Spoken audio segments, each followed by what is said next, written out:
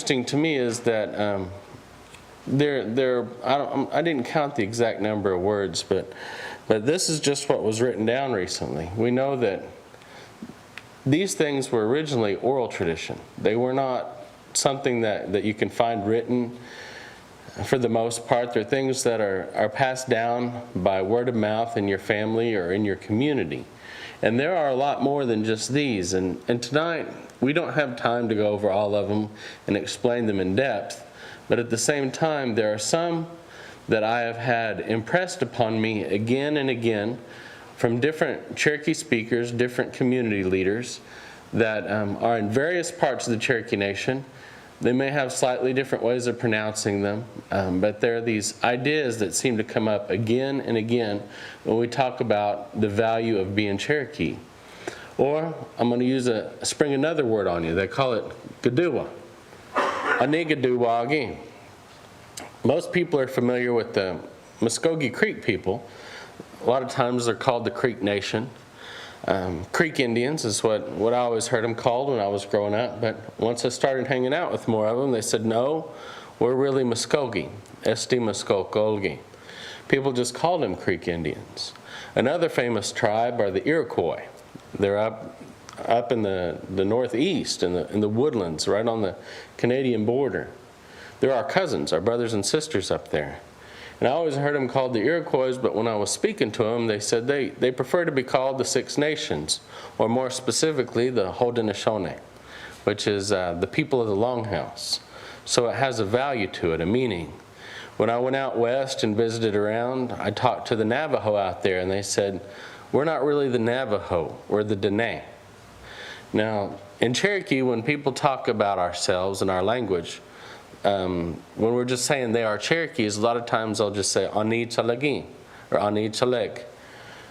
A-Ni-Tsi-S-Kwa is the plural. Chaluk, Chaleg, Chalagi has different ways of pronouncing it. Usually when people say Chalagi as it's written, they're talking about the Cherokee language or the Cherokee culture. To talk about a Cherokee person, you have to put a on the front. A-Chaluk, A-Chaleg, A-Chalagi. That means he or she is Cherokee. And those words, or those sounds, all come together to make one word. And you're not saying specifically whether it's a boy or a girl, you're just talking about somebody being Cherokee. The front of that word will change, and it will point out exactly which Cherokee you're talking about. You can talk about yourself, Chi-Chaluk, somebody else that you're talking to, He-Chaluk. You can even talk about a group of people behind their back, A-Ni-Tsi-S-Kwa. A-Ni-Tsi-S-Kwa, A-Ni-Tsi-S-Kwa. They are Cherokee. So you'll hear that a lot. Sometimes you'll hear the word A-Ni-YvWiYa. Now when you put them together, A-Ni-Tsi-S-Kwa, A-Ni-YvWiYa, that's Cherokee Indians. Now you could just say A-Ni-YvWiYa as Indians, and that does mean Indians in modern Cherokee. And I've seen it written in books where that's interpreted as the principal people. When you put them together though, A-Ni-Tsi-S-Kwa, A-Ni-YvWiYa, we say that means Cherokee Indians. They are Cherokees, they are Indians. And a lot of our fluent speakers will use that to describe ourselves. When you go to our ceremonial grounds and you talk to some of our more traditional people from the United Keetoowah Band, they all use this word, A-NiGiDuWaGi. A-NiGiDuWaGi. And it's argued by some of our elders that is really the original word for the Cherokee people. A-Ni-Tsi-S-Kwa. That's talking about it, third person. They are Cherokee or they are Keetoowah. A-NiGiDuWaGi. Now the Ani up front, that's just telling you who you're talking about. The Giduwa in the middle, that's describing a value to me. When I talk to different people about what that means, they say that word Giduwa probably comes from this idea of Gadu. When something's on top, they call it Gadu, like a hill, Gadu-si. Or you could describe somebody standing on top of a hill. ꭰBDP ꭰBDP. It sounds an awful lot like that community outside of Tulsa where they have the big casino, the Hard Rock. ꭰBDP. Chances are that was probably named after that big hill next to that community over there. ꭰGadu means on top of or right above. So this word A-NiGiDuWaGi has this value of being on top or rising above. That gi on the end is sometimes used like er is in English. So A-NiGiDuWaGi, the people that rise above, the people that overcome, the people that are covered, it describes a value. It describes a way of living, a way of looking at the world. It describes almost a way that we were taught to believe and a way that we were taught to live. So if you listen to those old folks that say that that's our original name, it's also one of our first teachings. How to treat one another and how to go through this life. How we're not supposed to let things get us down. These teachings that are illustrated today, that we have an example, are further illustrations of that same value. This idea of community. In Cherokee, there are different ways to say community. What we have up there is Ska-Dug or Ska-Du-Gi. And that does mean community. You also hear Dā-Ga-Du, dā-ga-du-hi. There are different ways to say it, and they have that word Ga-Du in there, just like that word A-NiGiDuWaGi. That second word, dā-ka-no-a-dust, I've heard that translated as the Cherokee word for law. It could mean that. The interesting thing about law in English is, based upon our modern tort system, is laws always have consequences, and the consequences are related to punishments. These Cherokee laws, or teachings, is what you could also call them, really the only consequence for not following these teachings is not having them. So they don't really have the same sort of crime and punishment perspective that most legal systems would have. So you could easily call these teachings. Dā-ka-no-a-dust, it has a meaning similar to goals or foundation. So it could be interpreted as laws. It could be interpreted as something that's what we're supposed to follow, something that we're supposed to keep our eyes on the prize. When Benny talked about these things to me, probably the first time about 6 or 7 years ago, I had heard some of these words growing up, or different versions of them, but I didn't grow up as a Cherokee speaker. I was lucky I got to hear the language while I was growing up, but I didn't really start trying to learn it until I became a little bit older. Over the last decade or so, I've really worked hard to try to study our language and learn it, and I'm going to try to fish through some of these words and pronounce them for you, but I may make some mistakes, at least 1 or 2, so please excuse that. Also, what's interesting is that we don't have a standardized spelling system. So you'll find different ways to spell these same words. And more so, in different communities, you're going to have different ways of pronouncing them. So if you're used to a different way of saying these words, or you've heard these words a different way, I would go with the way that the people in your community and your family say them. There are a lot of different variations. There are a lot of things where you can just change a sound, just a very small degree, and it could change the whole meaning. So it's kind of a difficult thing to do, but we got to start somewhere. And these things are worth talking about. They're valuable.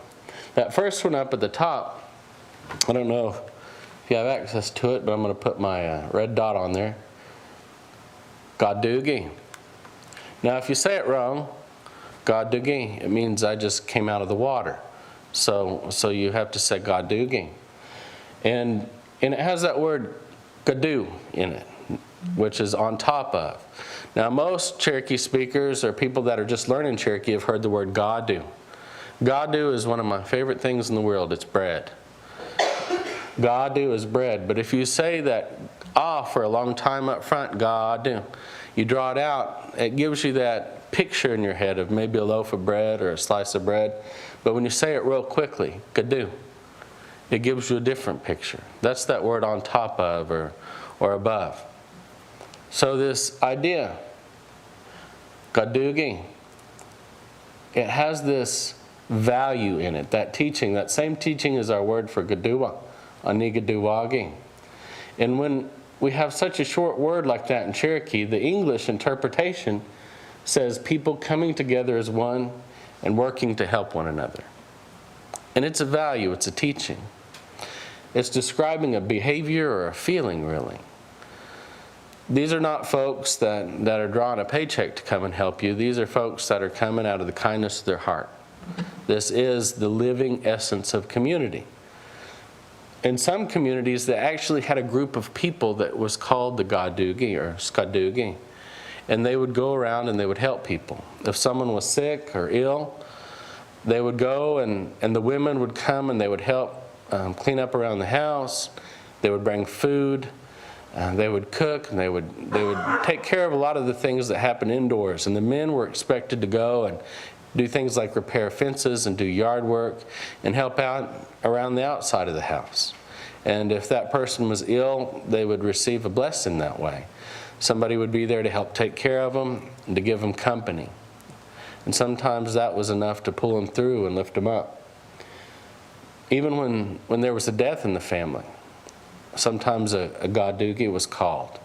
And everybody would gather around, and that family was taken care of. They didn't have to cook for themselves. They didn't have to clean for themselves. That community would gather around them, and they would bring food, and they would take care of them. And they would, a lot of times, place the deceased body in the house, and everybody would gather there until it was time for internment. They would take care of them. The Ga-Du-Gi used to even dig the graves. They used to take care of the whole process. So today we have social services. You go down to City Hall or you go to the DHS office, and those things are taken care of via paperwork. A long time ago, they were hands and hearts and one another pulling together to do that. And so that's really the foundation of that idea and that word. I'm going to go through some of these and slip through some of them pretty quick. You can read along if you like, but I'm going to go a few down to this one right here. When I was growing up, on one side of my family, my mom's side, they're a little bit Scotch-Irish, but they're mostly Cherokee. On my dad's side, they're mostly Scotch-Irish and a little bit Indian, so they had a very different way of behaving towards each other. And on my dad's side, my grandma used to hug me and squeeze me, and she'd tell me that she missed me, and it was nice. But on my mom's side, my grandma showed that she loved me by making sure I was taken care of. There was always a pot of beans on. She'd chase us outside to go play. I knew that she loved me because of the way that she took care of me. She didn't always say it. And sometimes as I got a little bit older, I was used to the other side of my family, so I would go and I would hug my grandma and tell her I loved her, and she'd just look at me and say, she'd say, yeah. She sometimes didn't even hug me back, and it wasn't because she didn't love me, it was just she showed a different way. She just showed a different way. When I got a little bit older, after my grandparents had passed away, my grandpa had a sister, and she was a Cherokee speaker, and she was a lot like my grandma. And when I would hug her and tell her I loved her, she would do the same thing my grandma did. She'd just stand there and go, And I was taking Cherokee classes, and I thought, well, I'm going to learn how to say I love you, and maybe it's because I'm using English. Maybe that's how come I didn't get the reaction that I wanted. So I learned this word, ga-ga-you. Long way you can say ga-ga-you-he or ga-ga-you-e. The ga at the front is the me to you. The ga-you is the heart of the word, or the root of the word. And the he at the end is just describing that's how you feel right now. Ga-ga-you-he. And I was told that means I love you. And it does. It kind of does. But when I said it to my grandpa's sister, she also had me call her grandma. She would just do like my grandma had done, and she would say, She gave me the same reaction. So I started asking around. I said, what am I really saying when I say ga-ga-you?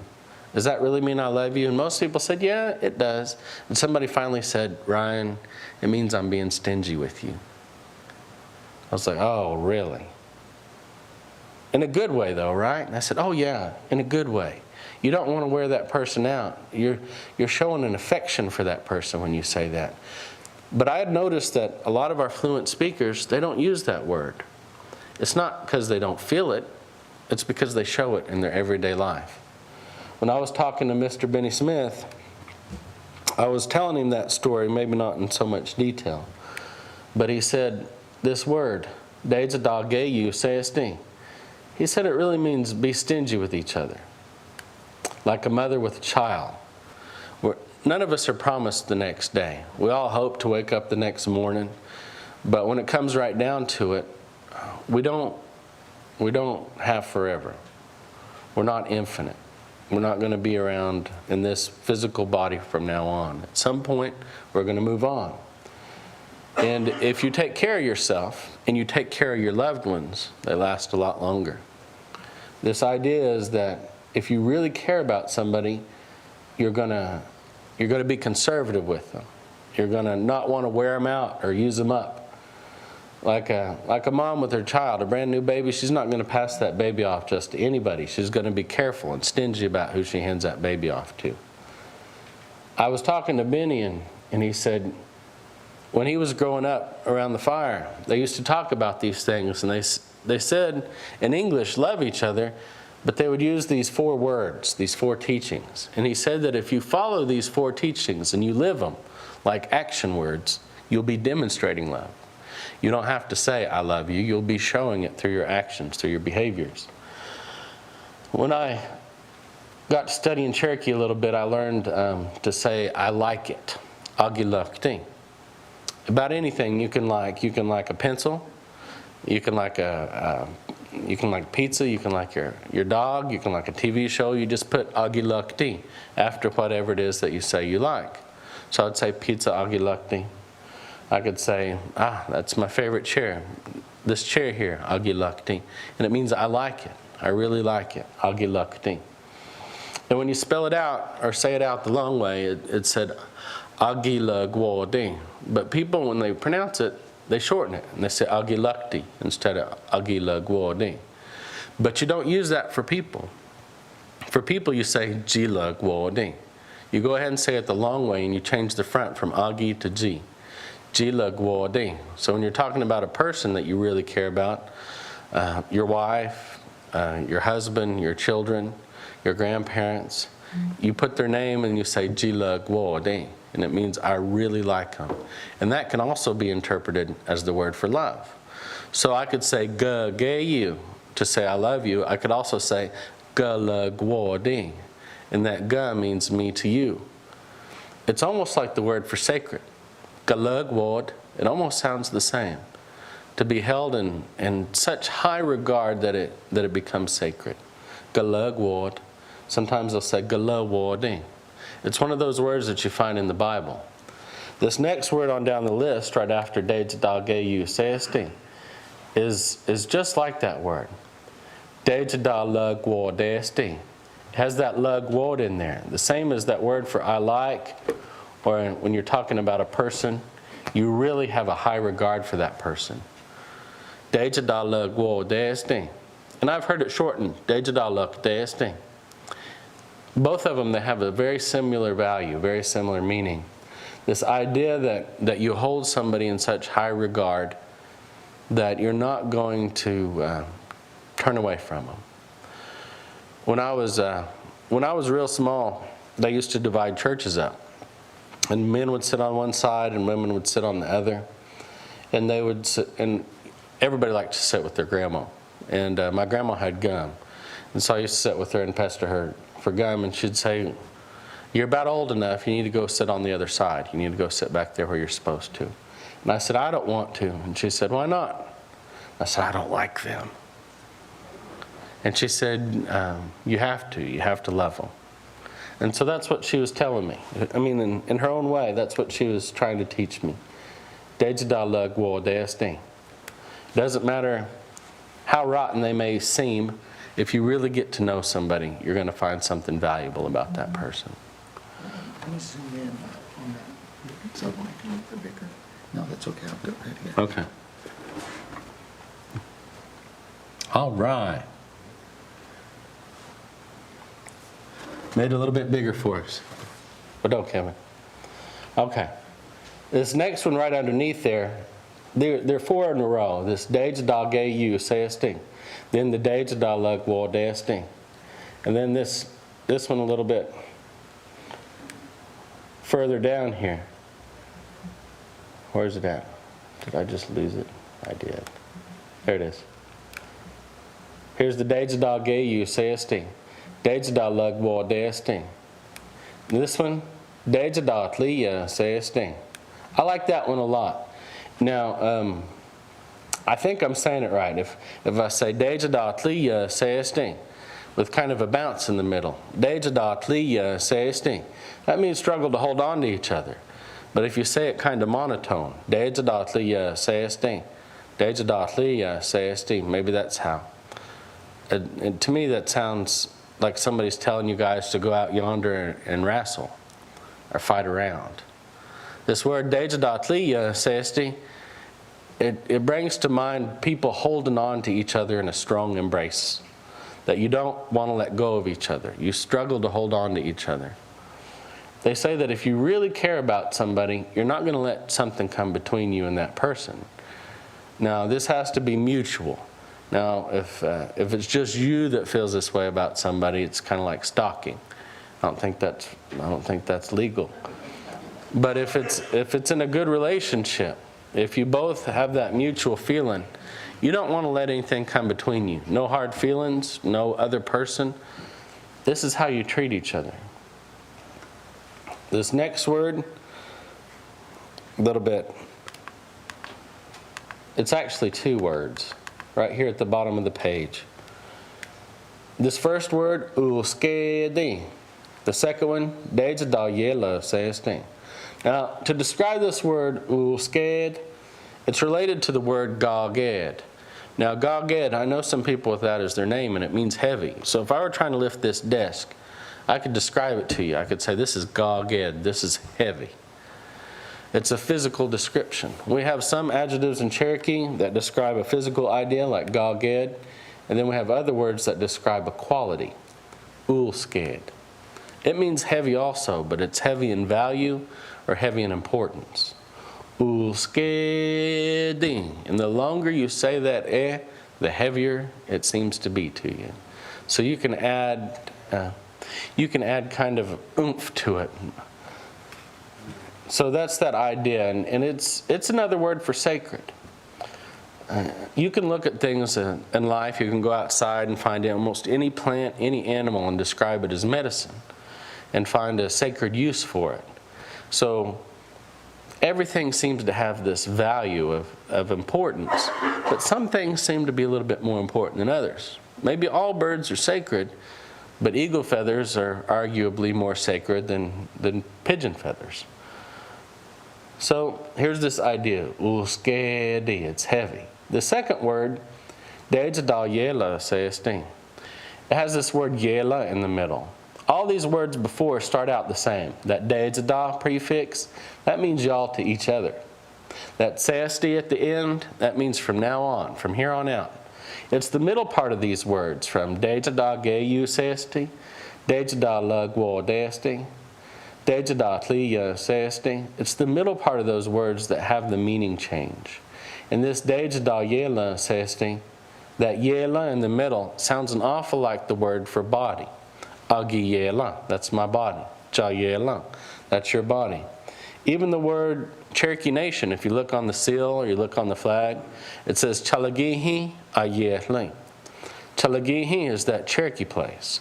Chalagi is that word for Cherokee or Chaluk. The he at the end is showing you it's a proper noun, like a place marking. Chalagihi, the place of the Cherokees.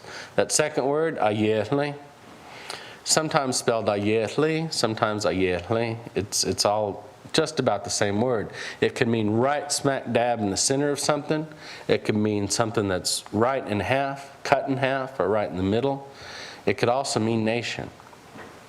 Agi-yela means my body. In this case, this yela is something akin to my body because my body is just my image. I'm a lot more than my body. I'm walking, talking, singing, whatever you need me to do is what I'll do. My body, if it's asleep, is just sitting there in the corner. I'm a lot more than that. So this is describing an image. When you say ūskedi, 떼자달리야세스팅, you're asking people to liken themselves to that which is unique, sacred, of heavy value or importance in each other. It's kind of like that like each other one. 떼자달라그워데스팅. You've got to find something to like about each other. With this one, you're recognizing something inherently valuable in the people around you. And when you do that, you liken yourself to it. They have something that they're good at that they could teach you. They have a value that you could learn from. And when we see that person and get to know that person and really understand who they are, they have something to teach us. And that's what this teaching is talking about. These 4 words, I've said them a lot. ṕré지다게유세스팅, 떼지다럭워데스팅, 떼지다틀리야세스팅, 우스케디떼지다예라세스팅. Benny imprinted the value of these words on me, and he said these 4 words, they describe in English, or what in English we might call love, because they're action words. Kind of like commands, more like suggestions. And they say that if you follow them, you'll demonstrate the value of love to those that care about you and those that you care about. There are a lot of words up here. This next one in line, that's very valuable. 떼지다스테리스king. That y'all be helpers to each other. 휘파噚. Live that way from here on out. You all live helping one another. These are things that we might describe as common sense for the most part, but our ancestors had words for these things. And they used to preach about them, and they used to teach about them. And when they translated the gospel into Cherokee, back around the time of the Civil War, these words were put into our New Testament. When they translated that Bible into Cherokee, they translated it from the original Greek. And so some of those ideas were captured very well in our Cherokee language. And I would argue that that was one of the reasons why our Cherokee people so quickly and easily converted to Christianity, is because these words already existed in our language, and these values already existed. So when they read the New Testament in the language of their birth, it made sense to them. It wasn't something they had to argue about. This next one is kind of long, you see. A-NiGiDuWaGi, ²Ā-NiYvWiYa. It has that word ²Ā-NiYvWiYa in it. So this is really more than one word. This is putting that word into action. And everything that you do, always, all the time, do it with ²Ā-NiYvWiYa. That's a very strong value. These are teachings that we could use for our kids, and we would probably have to act them out really to get to the heart of it. Because as you can tell, even though we have English translations for these words, sometimes it takes almost a story in English to describe what these values are in Cherokee. Some things really do defy translation.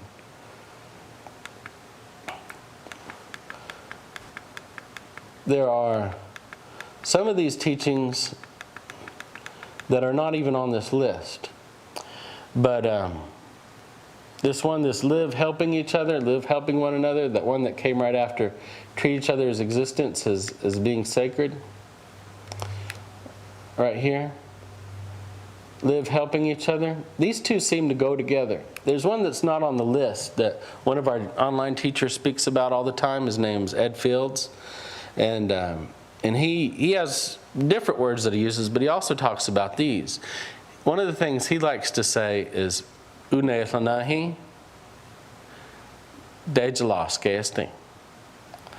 Now, the ḍēģelāskēsti follows the same pattern. The ḍēģa, that's y'all to each other, and the esti is from now on. But this word up front, ''ūnē'lanahi," it's a noun, but it's our word for God in Cherokee. Whether you go around the fires, whether you go to Baptist church, whether you go to Methodist church, it's all the same word in Cherokee, ''ūnē'lana." It's in our hymns.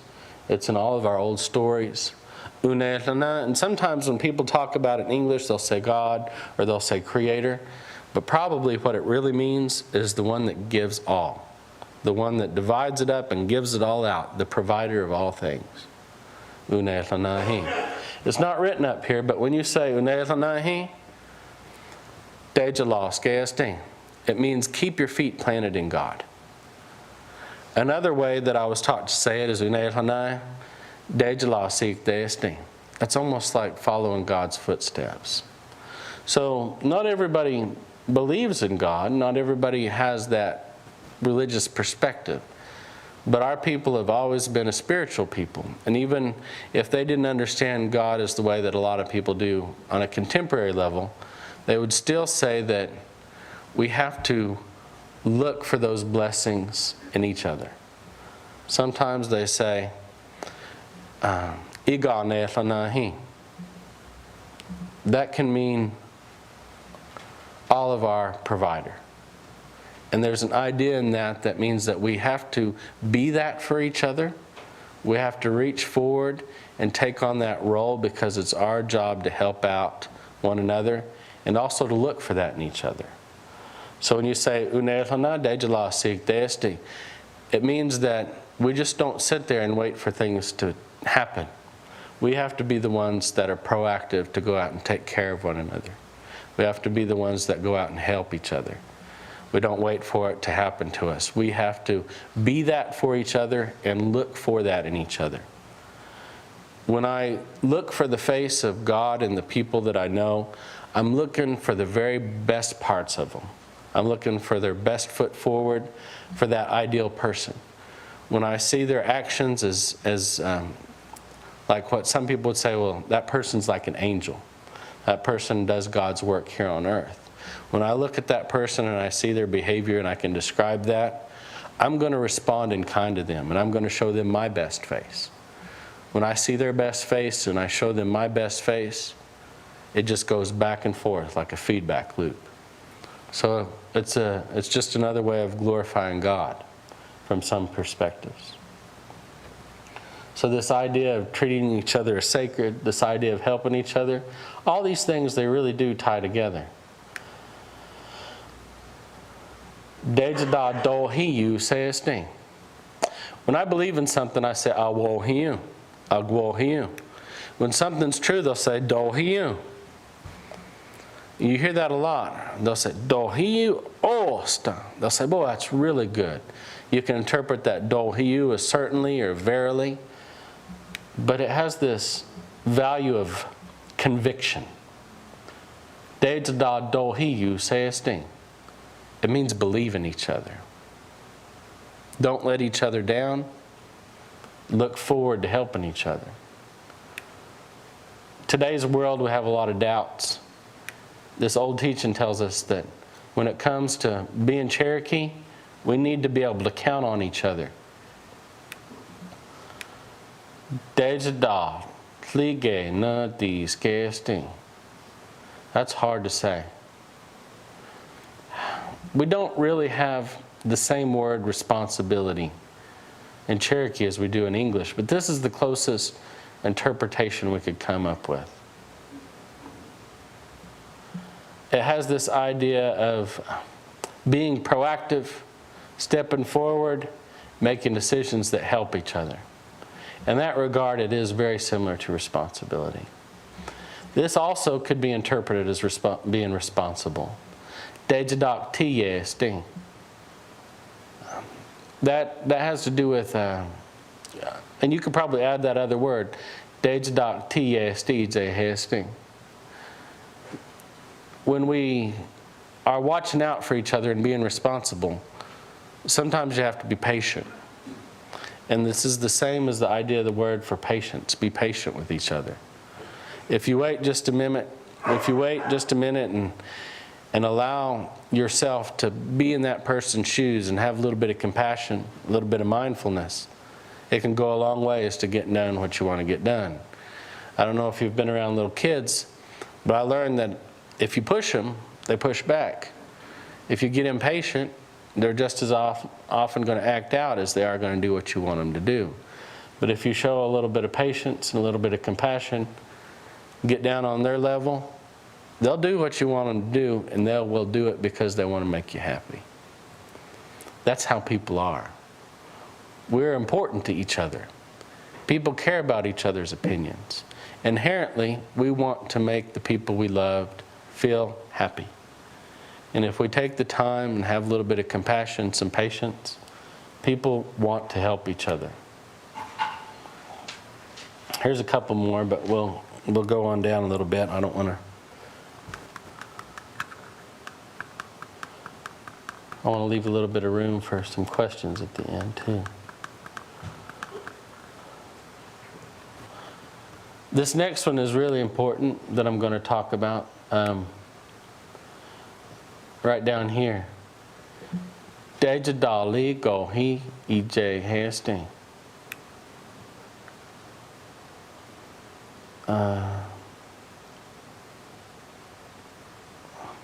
This idea of igaligo, igaligo, means we're united. Dijaligo is you all be united, almost like the same team. There's a bit of a typo. It's supposed to be ej but in some communities they say ej. And I think that the variances in the spelling, they kind of trip me up a little bit. But we don't have a Webster's dictionary for Cherokee. Different communities speak differently, and they definitely spell differently. You can find people that grew up in the same house that will say the same word differently. They'll definitely spell it differently. People that grew up studying the Bible, learning in Bible school how to read and write Cherokee, they're going to have a little bit more of a standardized way of spelling than everybody else. But when most people read and write in Cherokee, they spell it how it sounds to them. Ijaligohi is a description. It means y'all are united. You're all on the same team. When I was really first starting to study Cherokee, I learned this word for friend, and this is a mistake a lot of people make. Even some of our fluent speakers that are younger will say, "Sio oganale." Sio is, of course, hello, oganale. If you look it up in the online dictionary, it means friend. But oganale is excluding the person you're speaking to. That O on the front of the word, oganale, means that you're not talking to that person, you're talking about somebody else. So if I were to walk in the room and I were to say, "Osio oganale," the speakers would wait for somebody else to come in because I was talking about somebody. I would say, "Hello, this is my friend," is what I'm saying. Now, if you take the O off that word and just say ginale, it means me and you are friends. And I started using that. And I would say, "Sio ginale," and I would talk to my friends that way. And I noticed my fluent speaker friends, they would just chuckle at me. And I said, "How come you guys never say that?" I say, "Well, you know, when we became friends, did I have you sign a contract?" I said, "No." "Why?" And they said, "It's too formal. That word, ginale, it's too formal. It means we're united. It means we've just come together for the same ideals, same purpose, same goals." People use it as a friend sometimes, but really you don't have to like them. You just have to be on the same team. So it's not quite the same idea. This here, it has that value. Work together. Be united. Live united. Work as a team. I mean, it's explicitly spelled out well in English. This next one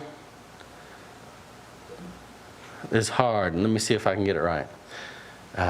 дэජդալի. Yeah, I said it. It's spelled a little different there, but it means visit each other. Visit each other. It also means find each other. jíhwa-tá, I found it. Y'all find each other is what this is saying. The word for finding and visiting is almost the same in Cherokee. It has this idea that when you're visiting one another, you go off and you look for them, and then you find them at their house and you visit. When I was young, people used to come and visit my grandparents. And they didn't just visit for 15, 20 minutes. They would spend the night. Sometimes they would stay for a couple days or a week. Visiting was a sport back in those days. People don't do it like they used to. It was a big part of who we were. We would visit. You wouldn't call ahead. You would just drop by and you would stay. And if the person you were visiting wasn't home, you would go to someone else's house. By today's standards, it might be uncomfortable, but back then, that's how we got to know each other. That's how we found each other. And more than that, that's how we found ourselves. We measured ourselves when we visited other people. We learned about them, we learned about us. That's how our children learned. That's how we learned what it meant to be from that community or be from that family. You spend about 10 minutes with somebody, you're just going to get the surface. Spend 2 or 3 hours, you're going to get a lot of good surface stuff. You spend 2 or 3 days, you're going to get the real deal. You're really going to know each other. And people used to do that. And they would stop what they were doing. They would give of their time and their resources. They could be out planting the fields, and they would sit down, whatever they were doing, and they would go and visit. Now, if you're a good guest, you'll go and help them. But they're not going to say, hold on, I'll be with you in a minute. They used to go and spend time with each other. So that was something very valuable. Something that I hope that if we revive some of these things that are slipping away, that's one of the most important things for us to bring back. Although it's kind of hard in the modern world. See you later, I got to go to work.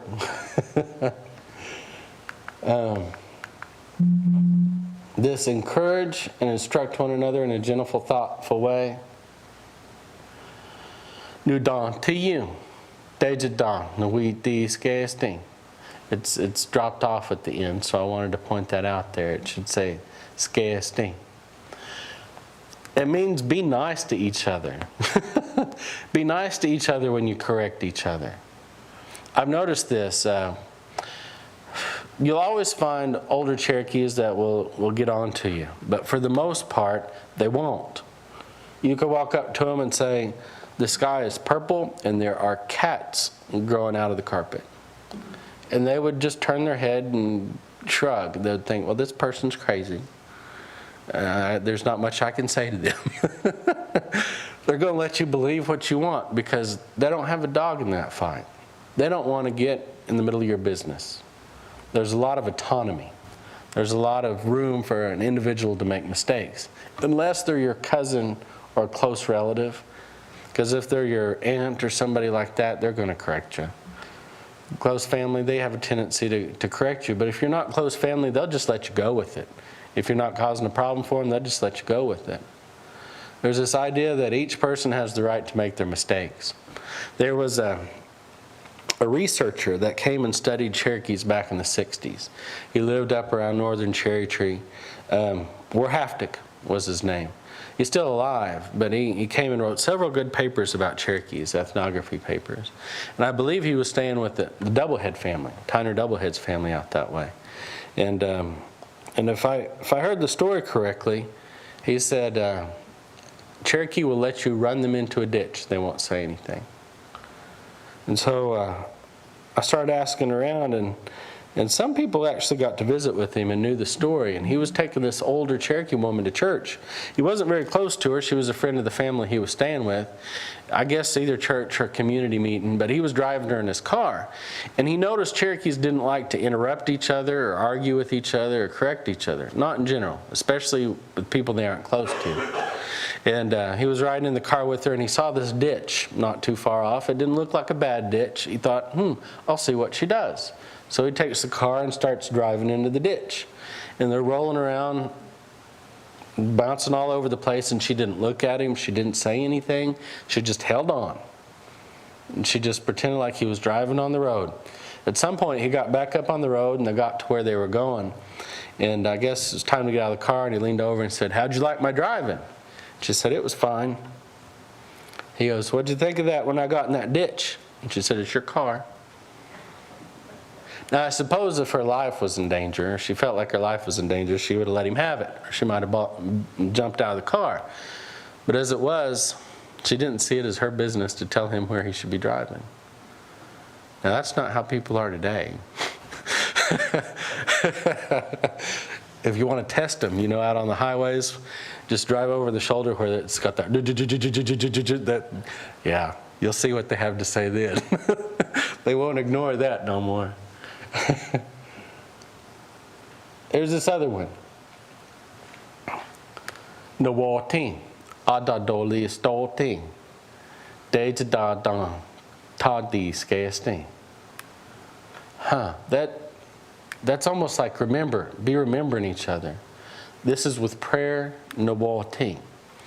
This is kind of scary. Most people don't like that word. When they hear this word, nõ-ཝ-팅, they think of people sitting out on their porch wishing someone ill, smoking around. And you'll be shocked how many blonde-haired, blue eyes go to medicine people. A lot of Cherokees believe in that stuff. And they may say they don't, but they do. When the time comes, they will go. And so that's what people think of. They think of the worst of the worst. But a long time ago, that's not how it was. And that's not how it was given to us. They call it ʀḍ허�ྟեղտոտΗ. That's what it's for, is to help yourself with. Not to get ahead, not to get over on your neighbor, not for vengeance, not for retaliation. They say vengeance only belongs to one up above. It doesn't belong to us. They say what it's for is to help each other. If you see somebody downtrodden, just take a moment, say a prayer for them. Our ancestors, they used to pray in a whole lot of different ways. Some people, they still do. It's not to pray against anybody. And I hear it sometimes at churches, they'll say, make such and such happen to them so they'll turn around and act right. And I don't know, but what I was taught is that they've got to make that decision themselves. You just want to pray good for them and hope that they make that right decision. So that's what this teaching's talking about. nõuāti. That's our word for medicine, and some people use it for like little pills you get at the pharmacy. But it's an idea that's bigger than that. It could be called spirituality. It could be called a philosophy. It seems to be related to the word ūwādu, beautiful. nõuāti, ūwādu, it's to make your life beautiful. It's to heal, it's to help. It's also related to the word for healing, like that verb to heal someone. It even sounds a little bit like the word mud, tlawātu. And even mud is medicine. Mud from under the porch or from a mud dauber's nest. There's all sorts of beauty found in nature that's used to help each other. And that's what it's for, is to help each other. We're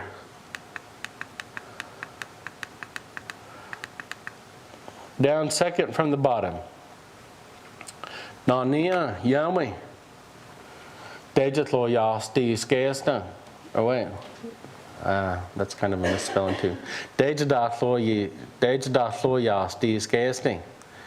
A-Ni-YvWiYa.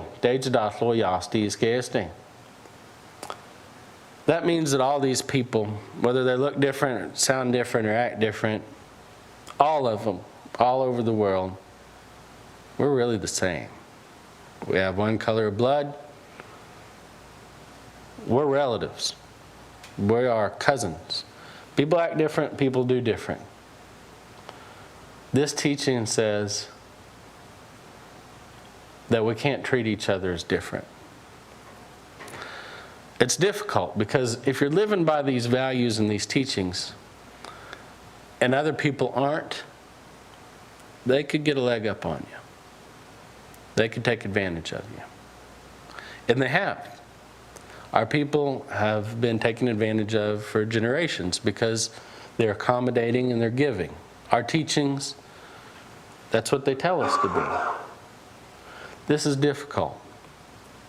I think you have to be careful. When somebody asks you for something, yeah, you're supposed to give it to them, but you're not supposed to hurt them doing it, and you're certainly not supposed to hurt yourself. If it's an inconvenience, yeah, you help them. But you got to do it in such a way that nobody comes off worse for it. So it takes some thought, takes some critical thinking. So if somebody comes to you and they take advantage of you again and again and again, you're not really helping them, and you're certainly not helping yourself. So we have to be careful. We want to be open, we want to be loving, we want to include everyone, but we also have to take care of each other. Just like a mom with her baby, you have to take care of yourself. You don't want people to use you up either. And the thing is, if we're all living like this in our communities, you don't have to worry about taking care of yourself because you got 100, 150 people taking care of you. That's the ideal. Let's say, don't do that. We don't want to see you hurt. That's what they'll tell us. This last one, Δ᭾temh ɪ Δ᭴tement.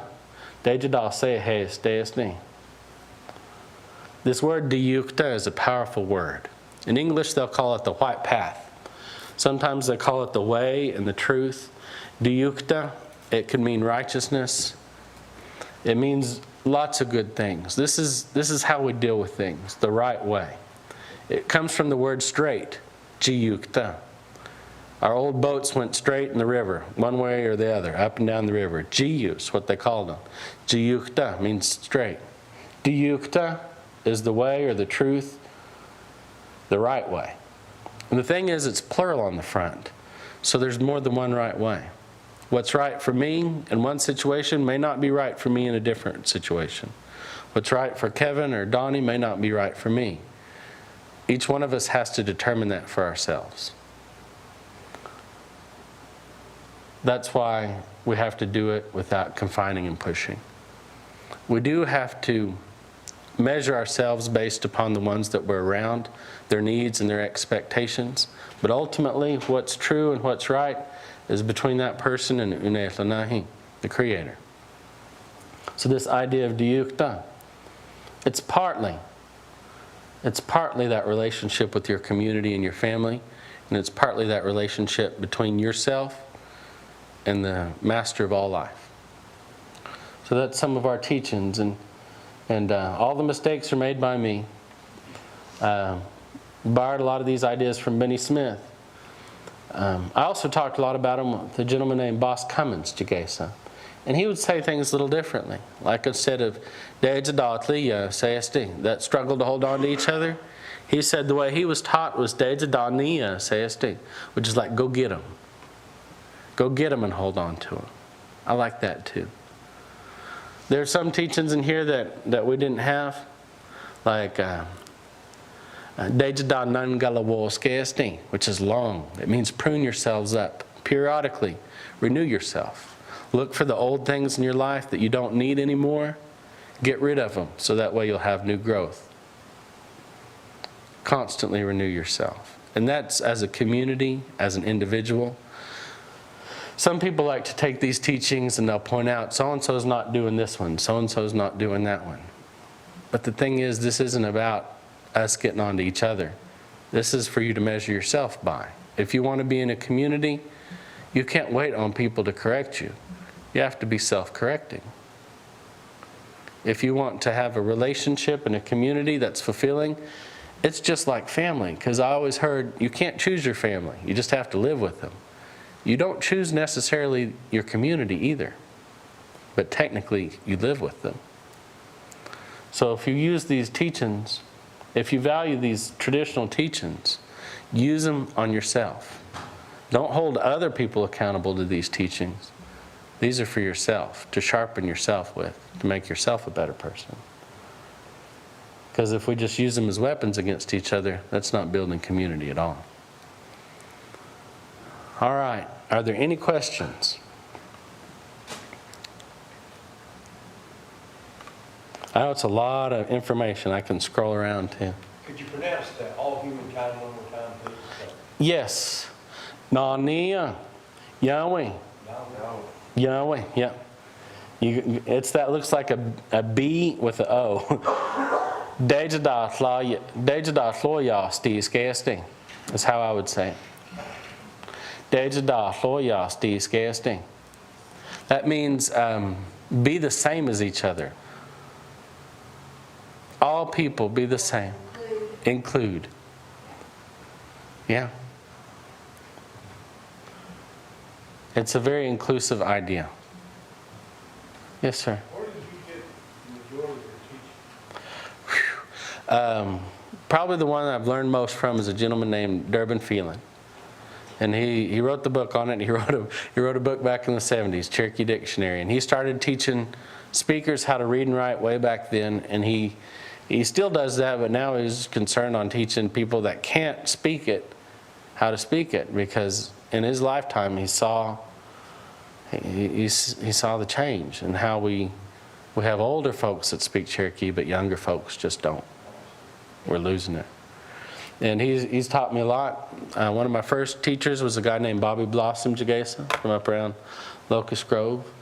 I've learned a lot from Benny Smith, Boss Cummins, people in my wife's family. She's related to all those squirrels up there in Kenwood. And Literally. and some of my foreman family, I was fortunate. I started learning when some of them still spoke Cherokee, but all my immediate family that spoke Cherokee, they've passed on. So I have to borrow other people's grandparents. I just have to pester people. Sometimes they see me coming, they say, "Here he comes," and they go the other way. But sometimes they're happy to see me and help me. I just don't want to wear them out. The bear, Yes, sir. okay, and it has a bear track on it. What does that represent? Let me see. Does it have- Do that. Yeah, go ahead. Oh, I can't use that. You can't. On the side of the page, what he's talking about is there are these clan symbols. Second one, yeah, right. Yeah. The second one, Yeah. what it says there is ʔnisahon, ʔniyo. ʔnisahon is the clan ʔniyo. The yo is that person word. ʔni is they. ʔniyo, something belongs to them or they belong to something. So that's our word for clan. That's a symbol for a clan. Yeah, it's a modern interpretation. I believe Dan Mink did it. And most of the time they call this the Blue Clan. But at one of our ceremonial grounds, the elders got together and decided it was probably Bear Clan. Because the way the bear walks, the way its back moves, the word for back in Cherokee is ʌ᭰ጵᴜᴜᴜ. So the way that bear was walking, its ʌ᭰ጵᴜᴜ was swaying back and forth. ʔnisahoni sounded to them something about that back's movement. Now, ʌ is blue in Cherokee, so ʔnisahoni also kind of sounds like that. So you'll hear it called blue paint. I've heard blue holly. Hastings Shade used to call it saber-toothed tiger. Hastings Shade, Jigesa. He said there was an ancient animal called a sahoni that's extinct now. That was the saber-toothed tiger. So everybody agrees on the Cherokee word, ʔnisahon. But when it comes to interpreting it into English, you can get into fist fights. And this is one of the worst ones. ʔniYvWiYa, wolf, that's clear. A-NiGiDuWaGi, that's real clear, that's bird. But some of them are very hard to interpret. You guys want me to scroll through them and say them real quick? Well, there's this top one here, ʔniWvWiYa, that's wolf. Everybody agrees. Wahia is wolf. Sometimes they call it Wahai. Just depends on what community, but they spell it the same. ʔniWvWiYa, ʔniWvWiYa, ʔniyo, wolf clan. ʔnisahon, blue paint, blue holly, bear, because of the back, ʌ᭰ጵᴜᴜ, or saber-toothed tiger. This one is really difficult to interpret. ʔniGiDuWaGi, ugota is a prairie, and in the South they call that a savanna. 噚 is blind, so sometimes they call this blind savanna. ʔniGiDuWaGi, blind savanna or wild potato. There's one family that's from around ʌ they told me it means light glistening on the water. Now that's my favorite, it's the most poetic, but I don't know for sure. They tried to figure out what animals were associated with it. Animals that lived out on the plains, maybe like a rabbit or a box turtle, a terrapin. This one, ʔniWvWiYa, that's red paint or paint clan.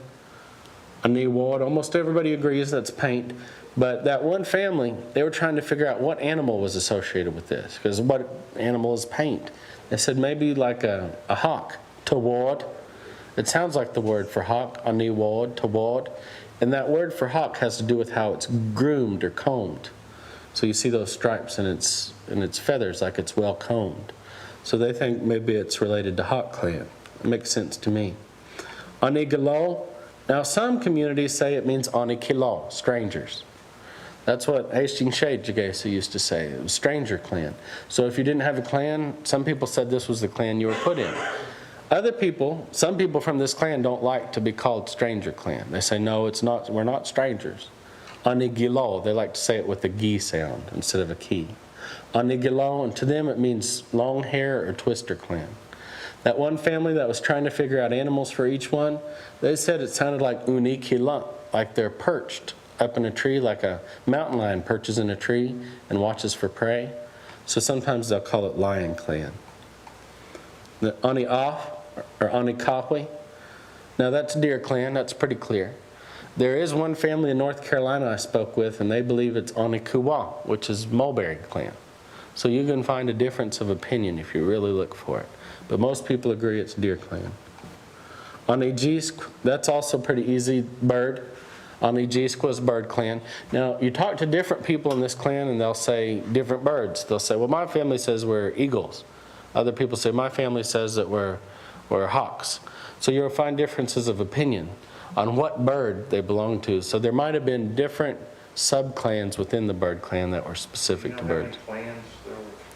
Seven. Traditionally, they say we're ⭰ seven clan people. There are some old stories that talk, some people believe that we might have had 14 or 12 clans at one time, but almost anybody you talk to says there are just 7 now. Just 7 clans. And some people say there were always only 7. So you're going to find differences of opinion. But one of the key factors that people identify as being Cherokee is this idea of the 7 clans. It's something people talk about in the stories. At the ceremonial grounds, it's very tied to our identity. There are other people in the southeast that had many clans. All of our neighbors, Choctaws, Creeks, Chickasaws, Seminoles, they all had clans like us, but we were the 7 clan society. And they might have had some of the same clans in common, but we considered ourselves specific to those 7 clans. Are there any other questions?